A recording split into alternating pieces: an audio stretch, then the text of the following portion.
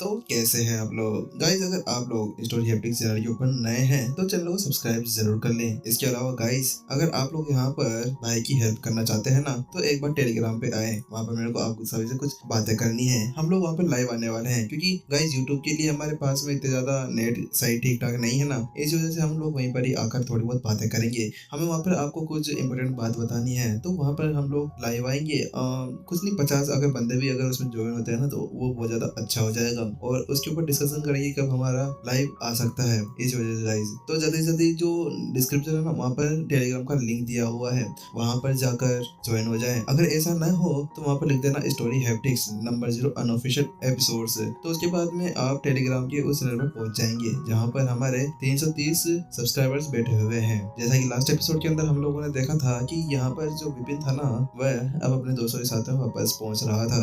वहाँ पर साक्षी उसके पीछे पड़ जाती है। वो उससे कहती है कि विपिन तुम मेरी मदद कर दो मेरा लेवल अप करवाने में। लेकिन वहाँ पर साक्षी को 30 साल लगने वाले थे, लेकिन उसके साथ में विपिन ने उससे कहा कि वो वहीं पर ही उसका 5 मिनट के अंदर ही लेवल अप करा देगा। जैसे वो ऐसा कहता है, एपिसोड खत्म होता है। क्या 5 मिनट? क्या तुम मजाक कर रहे हो? जैसे वहाँ पर विपिन ने वो 5 मिनट का शब्द कहा था ना, उसके साथ में साक्षी की पलकें तो वहाँ पर झपकने से लगी थी। ऐसा लग रहा था जैसे अपने सामने वो किसी पागल को देख रही हो। विपिन, क्या तुम मेरा यहाँ पर कोई मजाक वजाक उड़ाने की कोशिश कर रहे हो, या केवल बस तुम ऐसे ही बड़ी बड़ी फेंक रहे हो? लेकिन अभी साक्षी उसकी बातों के ऊपर यकीन करे बिना नहीं रह सकती थी। बात कुछ ऐसी थी कि इसने पिछली बार ही विपिन ने जो कमाल किया था ना हर्षित को लेवल अप कराने के, वह अभी उसको देखकर अभी तक वह होश से बाहर नहीं निकल पाई थी। इसी वजह से अगर यहाँ पर उसकी जगह कोई और बंदा होता ना, अगर वह ऐसा उसके साथ में कहता कि यहाँ पर वह उसको 5 मिनट के अंदर लेवल अप करवा देता, तो उसके बाद में साक्षी ज्यादा कुछ नहीं करती, उसका अच्छे से पेड़ा बनाती और पीछे क्रेन की जाकर उसको नीचे फेंक देती। क्रेन को और बोलती कि इसको एक लात देकर दूर भगा दे। हाँ, मैं सही कह रहा हूँ। मुझे केवल यहाँ पर तुम्हें साधना को सफलता करवाने के लिए ज्यादा टाइम नहीं लगने वाला है। तुम केवल कुछ ही 5 मिनट के अंदर ही अपनी साधना को कंप्लीट कर लोगी, विपिन ने कहा। उसके बाद वो उससे आगे कहता है, ठीक है, मुझे जल्दी से अपनी साधना की टेक्निक्स दे दो ताकि मैं उनको पढ़ लिख कर तुम्हारे लिए कोई अच्छी साधना टेक्निक तैयार कर सकूं। बात कुछ ऐसी थी कि यहाँ पर किसी भी साधना टेक्निक सबसे अलग अलग हुआ करती थी। इसी वजह से उसकी साधना लेना बहुत ही ज्यादा इम्पोर्टेंट था। अगर विपिन ऐसे बिना की सोचे समझे उसको साधना टेक्निक दे देता, तो फिर उसका पूरा पूरा पीछे का बैकग्राउंड ही चेंज हो जाता। फिर उसके बाद में ये बिल्कुल भी नहीं होता कि विपिन यहाँ पर क्या कर सकता था। इसी वजह से उसने उससे वह टेक्निक मान ली। हाँ ठीक है भाई, ये देखते हुए कि विपिन को अभी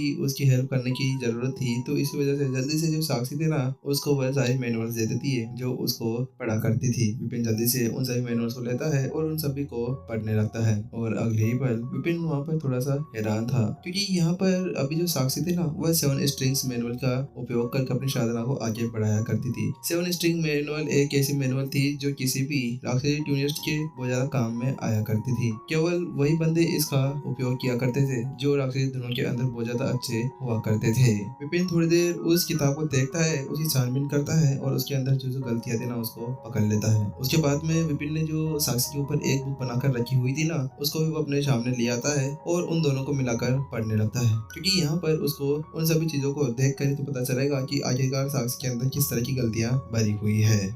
मानना पड़ेगा, ये टेक्निक बहुत ज्यादा अच्छी है। इस टेक्निक के साथ में अगर साक्षी अपनी साधना को आगे बढ़ाती है ना, तो अपने पास में वो एक डोमेन क्रिएट कर सकती है जिसके अंदर राक्षसी धुनें बचा करेगी। और अगर कोई भी लड़ाकू उन सभी राक्षसी धुनों के अंदर फंस जाता है ना, तो उसके बाद में उस लड़ाकू को वहाँ पर अंदरूनी राक्षसों के साथ में सामना करना होगा। अगर वो यहाँ पर हार जाता है तो उसके बाद में अंदरूनी राक्षस उसकी आत्मा को अंदर ही अंदर खा लेंगे, जिसके बाद में साक्षी आराम से जीत सकती थी। यहाँ पर जब विपिन ने उसकी साधना टेक्निक देखी थी ना, तो वह थोड़ा हैरान तो था, लेकिन उससे बहुत ज्यादा सम्मानित महसूस कर रहा था, क्योंकि यहाँ पर ये देखते हुए साक्षी कितनी ज्यादा पावरफुल है, तो उसका ये बनना तो था ही। वही विपिन के ऐसे चेहरे को देखने के बाद में जो साक्षी थी वो उससे पूछती है, क्या हुआ विपिन, आखिरकार तुम क्या सोच रहे हो? वही उसकी बात सुनने के बाद में विपिन थोड़ा सा झिझकता है और उससे कहता है, बात कुछ ऐसी है कि तुम्हारी जो ये साधना है ना, उसके अंदर एक कमी है। क्या कमी? जैसे विपिन ने शब्द कहे तो जो साक्षी थी ना, वह चौंक जाती है और उससे पूछती है, विपिन आखिरकार तुम मुझे बताओ कि आखिरकार मेरे अंदर क्या कमी है? वही विपिन थोड़ी देर सोच विचार करता है और उसको बताता है, तुम्हारे अंदर एक चीज की कमी है, वह है तुम्हारी राक्षसी धुनें। तुम राक्षसी धुनों के अंदर बहुत ही ज्यादा धीमी हो। अगर तुम्हारे लेवल का कोई अच्छा सा लड़ाकू तुम्हारे सामने आ जाता है, तो उसके बाद में वह तुम्हें आराम से काबू के अंदर कर लेगा। यानी कि तुम अपने से पावरफुल किसी भी साधना लेवल के लड़ाकू के साथ में कुछ भी नहीं कर पाओगी। इसके लिए तुम्हें सबसे पहले अपने साधना को पूरी तरह से सुदृढ़ बनाना होगा, जिसके बाद में तुम शायद कुछ कर पाओगी। अच्छा विपिन, विपिन ऐसी बात है। वहीं साक्षी को भी थोड़ा बहुत अजीब सा लग तो रहा था और उसको थोड़ा शर्म भी सी आ रही थी कि वह अपने छोटे लेवल के किसी लड़ाकू से ऐसे ये सभी सीख रही थी, लेकिन यहाँ पर वह कुछ कर नहीं सकती थी। इसी वजह से वो विपिन से पूछती है, तो क्या विपिन तुम मुझे बता सकते हो कि आखिरकार उन सभी गलतियों को ठीक करने का कैसा तरीका है? वहीं उसकी बात सुनने के बाद विपिन ने कहा, हाँ इसका आसान सा तरीका है। हमें यहाँ पर राक्षसी धुन का यूज करना होगा तुम्हारी साधना के ऊपर दबाव डालने के लिए, और उसके साथ में ही हम कुछ कर सकते हैं। अगर सभी धुनें तुम्हारे शरीर के अंदर घुसती है तुम्हें छेदने के लिए, तो ये आराम से तुम्हें लेवल अप करवा सकती है। क्या दबाव, वो भी राक्षसी धुनों के साथ में? लेकिन विपिन हम ऐसा कैसे कर सकते हैं? अगर यहाँ पर हमें राक्षसी धुनों के लिए ऐसा उपयोग करना है तो उसके लिए हमें एक राक्षसी ट्यूनिस्ट चाहिए, और ऐसी कोई क्षमता वाले व्यक्ति केवल मेरी टीचर ही है। वह मेरे से बहुत ज्यादा पावरफुल है और वही ऐसा कोई दबाव अपने शरीर के ऊपर डाल सकती है। इसी वजह से हम अभी शायद यहाँ पर ऐसा कुछ भी नहीं कर सकते। जहाँ पर साक्षी इसी तरह से कह रही थी ना, तो विपिन उससे कहता है, अरे अरे इसकी कोई जरूरत नहीं है। बात कुछ ऐसी है कि मैंने भी यहाँ पर थोड़ा बहुत राक्षसी धुनों के अंदर अपनी साधना को आगे बढ़ाया हुआ है। मैंने भी इसको सीखा था। क्या आपने भी सीखा था? लेकिन जैसे विपिन ने यहाँ पर एक और शब्द कहे थे ना, उसके साथ में साक्षी सदमे के अंदर डूब जाती है। क्या वास्तव में आपने यहाँ पर राक्षसी धुनें सीखी हुई थी? क्योंकि यहाँ पर ये देखना कि यहाँ पर विपिन पहले एक बीस्ट टेमर था, फॉर्मेशन मास्टर था, और ये साथ में वह पता नहीं क्या क्या बनकर चुका था। यहाँ पर किसी का लेवल अप करवाता था तो किसी को यहाँ पर मार पीट कर भगा देता था। लेकिन यहाँ पर अब एक राक्षसी ट्यूनिस्ट। अब विपिन तुम्हारे पास में क्या क्या बचा है, या तुम सभी व्यवसायों को यहाँ पर सीख चुके हो? यहाँ पर साक्षी को बिल्कुल भी भरोसा नहीं हो रहा था। वह तो ये सोच रही थी आखिरकार विपिन यहाँ पर 20 साल का है या 100 साल का, क्योंकि इतने ज्यादा व्यवसायों को सीखना कोई छोटी मोटी बात बिल्कुल भी नहीं थी। जहाँ पर साक्षी इसी तरह से सदमे के अंदर थी और उसके होश उड़े हुए थे, वो अलग ही दुनिया के अंदर थी ना। विपिन की आवाज सुनाई देती है, साक्षी साक्षी कहाँ पर चली गई? अरे मैं यहाँ पर हूँ, तुम क्या किसी के ख्याल के अंदर खो गई हो?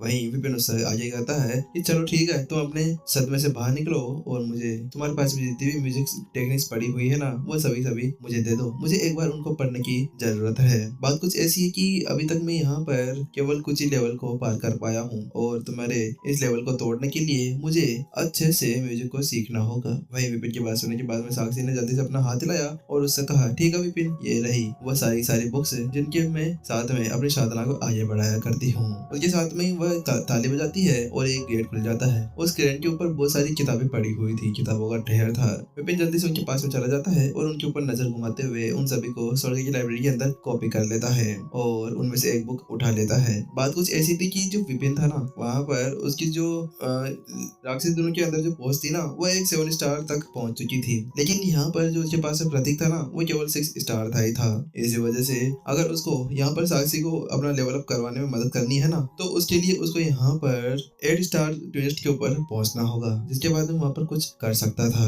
अभी विपिन अपने हाथ के अंदर बुक को पढ़ा हुआ था और वहाँ पर उसकी आत्मा अभी उसकी स्वर्ग की लाइब्रेरी के अंदर किताबें पढ़ रही थी। नौटंकी बाज हमेशा नौटंकी करता रहता है। वही यहाँ पर विपिन थोड़ी देर पढ़ता है और साक्षी और उन सभी किताबों को आसपास में ले आता है कंबाइन। और अगले ही पल जो विपिन ने वहाँ पर जितनी भी किताबें आज तक इकट्ठा की थी ना, वह सभी सेक से उठकर एक किताब की तरफ बढ़ने लगती है और सभी एक तरफ जाकर जुड़ जाती है। अगले ही पल विपिन के सामने एक बुक आ जाती है। वो ब्राउन कलर की थी, उसके ऊपर नर्तक बने हुए थे, उसके सामने लिखा हुआ था राक्षसी ट्यूनिस्ट। विपिन जल्दी से उस बुक के ऊपर एक उंगली रखता है। जैसा वो ऐसा करता है, उसकी सारी जानकारी उसके दिमाग के अंदर चली जाती है। थोड़ी देर बाद में विपिन अपनी आंखें फिर से खोलता है।